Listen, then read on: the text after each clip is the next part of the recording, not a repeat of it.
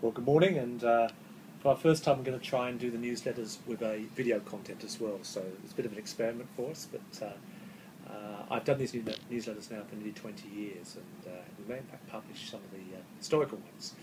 So look, a better start to the year. The fiscal cliff didn't quite happen. The Chinese GDP was quite a lot better, and the net effect of that was the Australian market has broken out of that range of 43, 4400, and as we speak now up to 4800. So it's still well below its highs of 6,700, which was nearly 5 years ago. Now, to give you some contrast, the US market now at a 5-year high, the British market at a 3.5-year high. Even though we go to those economies, you'd still think there's a fair bit of work to be done. There is some data on the written newsletter which goes through how the various asset classes have performed, except to say over time you'd expect there to be an equity risk premium. In other words, why would you invest in shares or property if cash was a better rate of return? And historically, when markets have been difficult, and bear markets traditionally have been about 18 months, bull markets about 3.5 years, this has been a lot longer.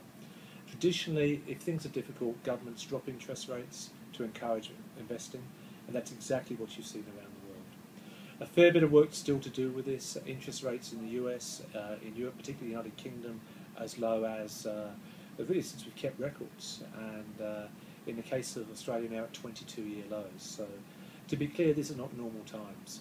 I wanted to kind of touch at the beginning of the year on four main themes that I think are driving things. First of all, the switch of economic power from the west to east. And for those of you who had the opportunity to travel up to Asia, it is going gangbusters. There are now more cities in China with more than 1 million people than there is in the whole of Europe. So when you travel to Europe, it's industrious, there's less labour controls. You would have to think with GDP there in the 8% in China that would be a better place to invest. Contrastly, Europe is becoming a smaller and smaller part of the sector, and a lot of work to be done there. And much of those systemic changes are a long, long way from working their way through the system. We could be talking another decade as a guide there.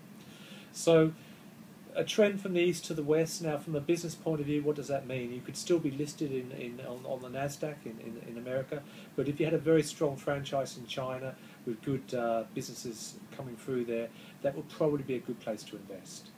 The second area I wanted to talk about was the effect of technology on the way we live our lives, and the very fact we can do this video online, the very fact that we can now invest in iPhones, etc., means that knowledge is a lot more available than historically was the case. This means that businesses will need to change the way they do business, particularly those in distribution. The cost of distribution will become lower, but more flexible in how things are done there. The third area I wanted to talk about was the lowest interest rates in a generation. Australia now at rates maybe in the low fives, with the potential for that to become lower in the next few months. That is cheap money. In fact, that is a lower rate of interest than the dividends and the franking credits we're getting from shares.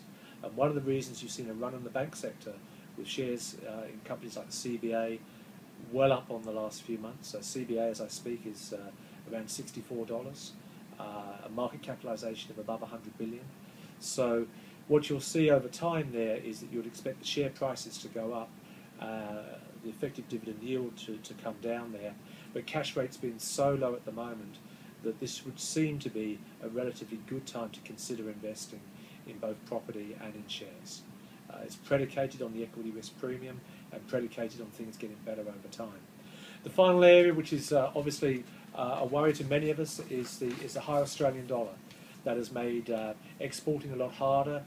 Those of you who are in tourism, very, very difficult world to be in. Unlikely to see any major changes in the short term. So we need to price around a higher Australian dollar. We're kind of a victim of our own success with this. It also means that our investments that are in overseas countries are being valued back at over a dollar in a dollar, which is relatively high. So for those of you who invested a number of years ago when, say, the exchange rate was at 70 cents, you may have made money with your investments, but assuming we haven't hedged it out, the exchange rate has reduced the value back into Australian dollars.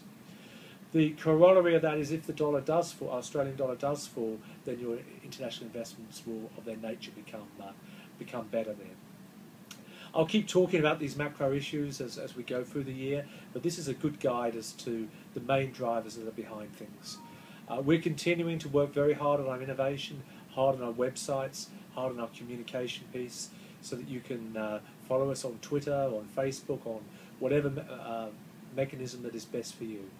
But thanks for joining me today, and I look forward to being in touch with you again this time next month. Thank you. Bye-bye.